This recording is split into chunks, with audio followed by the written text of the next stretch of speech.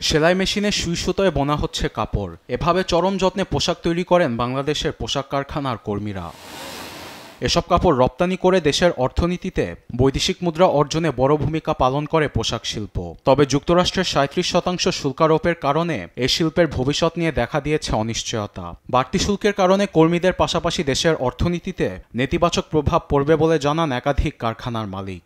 আর্থসামাজিক প্রেক্ষাপট বিবেচনায় নিলে শুধু লো প্রিভিলেজড, লেস প্রিভিলেজড বিশাল একটা জনগোষ্ঠী, বিশেষ করে মহিলারা, নারীরা কাজ করে এই সেক্টরে, এবং প্রান্তিক জনগোষ্ঠীগুলো, তারা বড় ধরনের ক্ষতির সম্মুখীন হবে যদি আমেরিকান বায়াররা বাংলাদেশ থেকে মুখ ফিরিয়ে নেয়।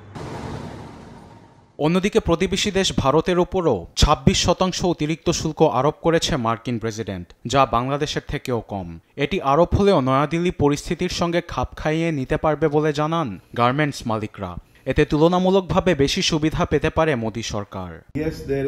এটি ইতিবাচক হতে পারে, কারণ শুল্ক কেবল ভারতে নয়, একাধিক দেশের জন্য প্রযোজ্য।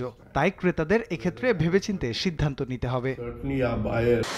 অন্যদিকে পাকিস্তানের উপর 29% অতিরিক্ত শুল্ক আরোপের কারণে দেশের গার্মেন্টস মালিকদের কপালে চিন্তার ভাঁজ।